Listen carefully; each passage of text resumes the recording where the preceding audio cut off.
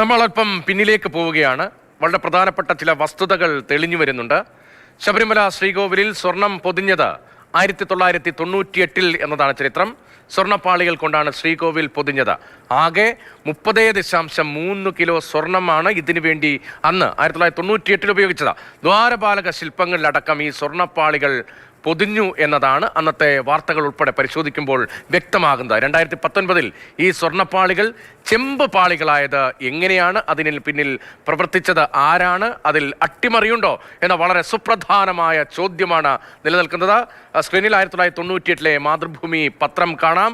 അന്ന് സ്വർണം പൂശലുമായി ബന്ധപ്പെട്ട വാർത്തകൾ വന്നതാണ്. ശ്രീകോവിൽ ഉൾപ്പെടെ സ്വർണം പൂശലിന് വേണ്ടി 30.3 കിലോ സ്വർണമാണ് ഉപയോഗിച്ചത് എന്നടക്കം വ്യക്തമാകുന്നുണ്ട്. അങ്ങനെയെങ്കിൽ പിന്നീട് എന്താണ് സംഭവിച്ചത് എന്നത് വളരെ പ്രധാനപ്പെട്ട ചോദ്യമാണ്. ആർ അനന്തകൃഷ്ണൻ തിരുവനന്തപുരത്ത് നമുക്കൊപ്പം ചേരുന്നുണ്ട്. അനന്തൻ, ഈ സ്വർണം പിന്നെ എവിടെ പോയി? 98 സ്വർണം പൂശിയെങ്കിൽ അക്കാര്യം ഉൾപ്പെടെ വ്യക്തമാകുന്നു. അന്നത്തെ വാർത്തകൾ ഉൾപ്പെടെ നമ്മൾ പരിശോധിക്കുമ്പോൾ ആ സ്വർണം എവിടെ പോയി? രതീഷ്, ആ സ്വർണം എവിടെ പോയി എന്നറിയാൻ വേണ്ടി ശബരിമല ക്ഷേത്രത്തിലെ ശ്രീകോവിൽ സ്വർണം പൊതിഞ്ഞതുമായി ബന്ധപ്പെട്ട ചരിത്രം കൂടി പരിശോധിക്കണം. 1998 UB ഗ്രൂപ്പിന്റെ ചെയർമാനായ വിജയ് മല്യ വഴിപാടായി ശബരിമല ശ്രീകോവിൽ സ്വർണം പൊതിയാൻ തീരുമാനിക്കുന്നത്. ഇനി പറയുന്ന കാര്യങ്ങൾക്ക് മുൻപ് രണ്ട് വാക്കുകൾ പ്രത്യേകം ശ്രദ്ധിക്കണം. അത് സ്വർണം പൊതിയുക, സ്വർണം പൂശുക. വിജയ് മല്യ ചെയ്തത് സ്വർണം പൊതിയുകയായിരുന്നു. അതായത് ചെമ്പ് തകിടുകൾക്കുമേൽ സ്വർണ്ണ തകിടുകൾ പതിപ്പിക്കുകയായിരുന്നു ചെയ്തത്. പൂശുക എന്ന് പറഞ്ഞാൽ ചെമ്പിൽ ഇലക്ട്രോപ്ലേറ്റ് ചെയ്ത് കൊണ്ടുവരിക. അത് മുക്കുപണ്ടമാണ്. വിജയ് മല്യ ചെയ്തത് ഒറിജിനൽ സ്വർണം പാളികൾ അവിടെ പതിപ്പിക്കുകയായിരുന്നു ചെയ്തത്. ഇനി എങ്ങനെയാണ് ശബരിമല സന്നിധാനത്ത് സ്വർണം പൂശിയതെന്ന് പറയാം. സ്വർണം പൊതിഞ്ഞതെന്ന് പറയാം. 1998 സെപ്റ്റംബർ 4 സ്വർണം പൊതിഞ്ഞ ശ്രീകോവിൽ തിരുവിതാംകൂർ ദേവസ്വം ബോർഡിന് വിജയ് മല്യ സമർപ്പിച്ചത്. അന്ന് 30.3 ഗ്രാം അല്ലെങ്കിൽ 30.3 കിലോ സ്വർണമാണ് വിജയ് മല്യ ഈ സ്വർണം പൊതിയാൻ വേണ്ടി ഉപയോഗിച്ചത്. അന്ന് ചെയ്തത് ശബരിമല ശ്രീകോവിലിൻ്റെ ശ്രീകോവിലുണ്ടായിരുന്ന ചെമ്പ് തകിടുകൾക്കുമേൽ സ്വർണ്ണ പ്ലേറ്റുകൾ, ഒറിജിനൽ സ്വർണ്ണ പ്ലേറ്റുകൾ, അത് 12 ലെയറുകളായിട്ട് പതിപ്പിക്കുകയായിരുന്നു ചെയ്തിരുന്നത്. അത് ശ്രീകോവിലിൻ്റെ ഏതൊക്കെ ഭാഗങ്ങളിലാണ് ആ പാളികൾ പതിപ്പിച്ചതെന്ന് നമുക്ക് നോക്കാം. അന്ന് ശ്രീകോവിലിൻ്റെ മേൽക്കൂരയിലെ 4 നാഗരൂപങ്ങൾ, ശ്രീകോവിലിൻ്റെ സീലിംഗ്, 2 ദ്വാരപാലക ശില്പങ്ങൾ. ശ്രദ്ധിക്കണം, 2 ദ്വാരപാലക ശില്പങ്ങൾ അതാണ് ഇപ്പോൾ വിവാദത്തിലായിരിക്കുന്നത്. ആ പാളികൾ കൊണ്ടുപോയതാണ്. ഭിത്തിയിലെ അയ്യപ്പ ചരിതം എഴുതിയ തകിടുകൾ, അത് സന്നിധാനത്ത് ശ്രീകോവിൽ തൊഴുതിട്ടുള്ള ആൾക്കാർക്ക് അറിയാം. 2 കമാനങ്ങൾ, ശ്രീകോവിലിലെ കാണിക്ക വഞ്ചി, ശ്രീകോവിലിലെ 3 കലശങ്ങൾ, ശ്രീകോവിലിന് ചുറ്റുമുള്ള ആനയുടെ പ്രതിമകൾ, 3 കർണകൂടവും തൂണുകളും, ശ്രീകോവിലിൻ്റെ മുഖ്യ കവാടം, കന്നിമൂല ഗണപതി കോവിലിൻ്റെ കലശം, നാഗരാജ കോവിലിൻ്റെ കലശം. അതായത് സന്നിധാനത്ത് അയ്യപ്പ സ്വാമിയുടെ വിഗ്രഹം ഇരിക്കുന്ന ശ്രീകോവിലിന് പുറത്ത് നാഗരാജാവിൻ്റെ ക്ഷേത്രത്തിലും കന്നിമൂല ഗണപതി ക്ഷേത്രത്തിൻ്റെയും കലശങ്ങളിലും സ്വർണം പൊതിഞ്ഞിട്ടുണ്ട്. ഈ സ്വർണം പൊതിയുമ്പോൾ അന്ന് ശ്രീകോവിലിൻ്റെ ഈ ഭാഗങ്ങളെല്ലാം സ്വർണം പൊതിയുമ്പോൾ വാതിലുകളിൽ സ്വർണം പൊതിഞ്ഞിട്ടില്ല.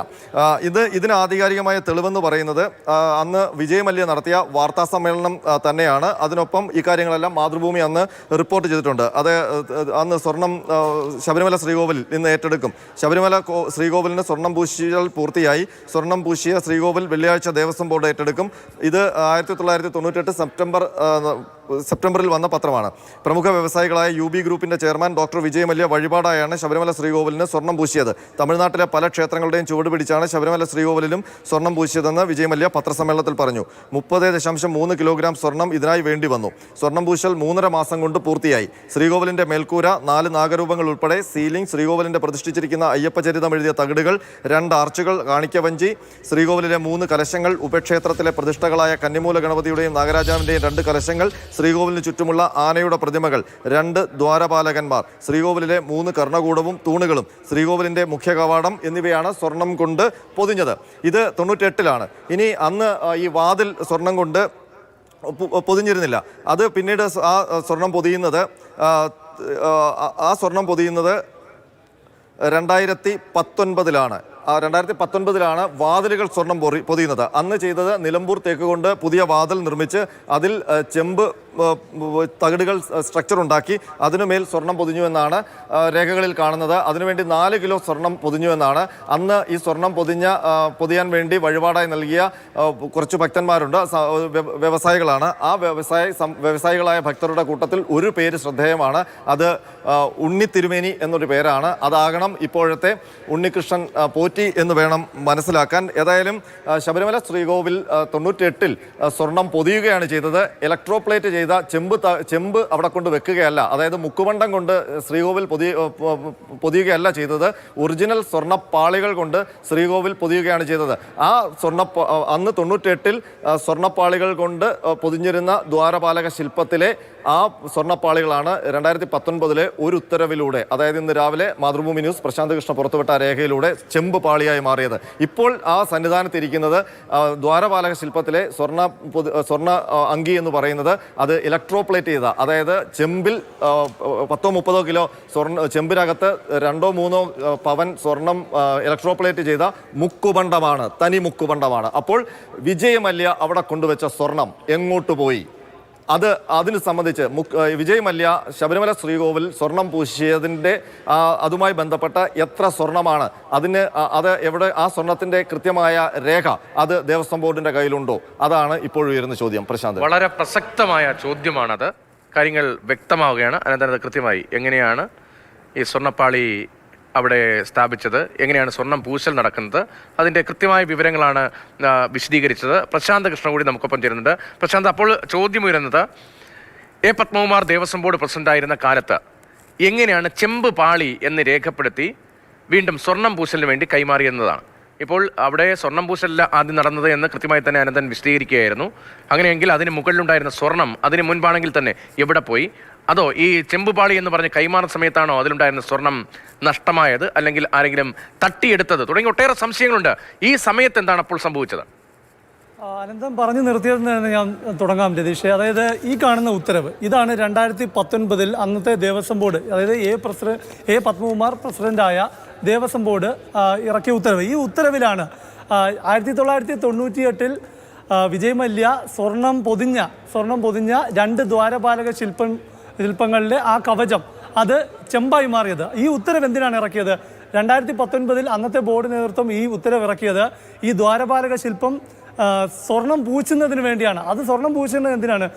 ആ ശില്പങ്ങൾ കവചം എന്നത് ചെമ്പാണ് എന്ന കാരണം കൊണ്ടാണല്ലോ, എന്ന കാരണം പറഞ്ഞാണ് ഈ ഉത്തരവിറക്കുന്നത്. ഇതിൽ പറയുകയാണ് ഈ വാതിലുകളുടെ അറ്റകുറ്റപ്പണി, ഇതിനൊപ്പം തന്നെ ഈ വാതിലുകളുടെ ഇരുവശത്തുമുള്ള ദ്വാരപാലകന്മാരെ പൊതിഞ്ഞിട്ടുള്ള ചെമ്പ് തകിടുകളുടെ അറ്റകുറ്റപ്പണി പൂർത്തിയാക്കി സ്വർണം പൂച്ചി നൽകുന്നതിന് ആരെ ഏൽപ്പിക്കുക എന്നുള്ളതാണ്. അത് ഏൽപ്പിക്കുന്നത് ഇപ്പോൾ ഇവിടെ വിവാദമായ അട്ടിമറി നടന്നു. അതായത് വിജയ് മല്യ ഇലക്ട്രോപ്ലേറ്റ് ചെയ്ത ചെമ്പ് തകിടല്ല, അതായത് ഗോൾഡ് ഇലക്ട്രോപ്ലേറ്റ് ചെയ്ത ചെമ്പ് തകിടല്ല അവിടെ കൊണ്ടുവച്ചത്.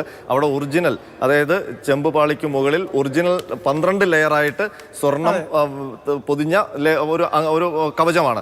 ആ കവചമാണ് 2019 ഉത്തരവ് പ്രകാരം ചെമ്പുപാളിയായി മാറിയത്. അതായത് 2019 ജൂലൈ മാസം 7-ാം തീയതിയാണ് ഈ ഉത്തരവ് ഇറങ്ങിയത്. ഇതിനുശേഷം 20-ാം തീയതിക്ക് ശേഷമാണ് ഉണ്ണികൃഷ്ണൻ പോറ്റി, ഇപ്പോൾ വിവാദമായ ഉണ്ണികൃഷ്ണൻ പോറ്റിക്ക് ഈ ബോർഡ് ഉത്തരവ് പ്രകാരം വിജയ് മല്യ സ്വർണത്തിൽ പൊതിഞ്ഞ ഈ ദ്വാരപാലക ശില്പം ചെമ്പ് ശില്പമാണ് എന്ന് പറയുകയും ചെമ്പുപാളി ഉണ്ണികൃഷ്ണൻ പോറ്റിക്ക് കൊടുത്തു. ഇത് ചെന്നൈയിലെ സ്മാർട്ട് ക്രിയേഷൻ എന്ന സ്ഥാപനത്തിൽ സ്വർണം പൂശാൻ, ആദ്യം അതിൽ ചെമ്പാണല്ലോ, അതിൽ സ്വർണം പൂശാനായി എത്തിക്കുന്നത് 1 മാസം കഴിഞ്ഞാണ്. കാരണം അതിന് ദൃക്സാക്ഷിയാകുന്നത് ഈ ചെമ്പ് പാളി അല്ലെങ്കിൽ ഈ പാളി ഇളക്കുന്ന സമയത്തുള്ള തിരുവാഭരണ കമ്മീഷണർ അല്ല, അത് വേറെ കമ്മീഷണറായിരുന്നു. അതിനുശേഷമുള്ള തിരുവാഭരണ കമ്മീഷണറെയാണ് ഞാൻ ഇന്നലെ കണ്ടത്. അപ്പോൾ അദ്ദേഹം ഈ സ്മാർട്ട് ക്രിയേഷനിൽ എത്തുമ്പോൾ 1 മാസത്തിന് ശേഷമാണ് ഉണ്ണികൃഷ്ണൻ പോറ്റി ഈ കവചവുമായി അവിടെ എത്തുന്നത്. അപ്പോൾ ഈ 1 മാസ കാലയളവിൽ ഈ കവചം ഈ പാളി എവിടെയായിരുന്നു? ഈ പാളി ചെമ്പുപാളി എന്ന് ബോർഡ് ഉത്തരവിൽ പറയുന്നെങ്കിലും അനന്തൻ പഴയ രേഖകൾ അതായത് ഉദ്ധരിക്കുമ്പോൾ ഇത് ഇപ്പം പ്രേക്ഷകർക്ക് സംശയം തോന്നും.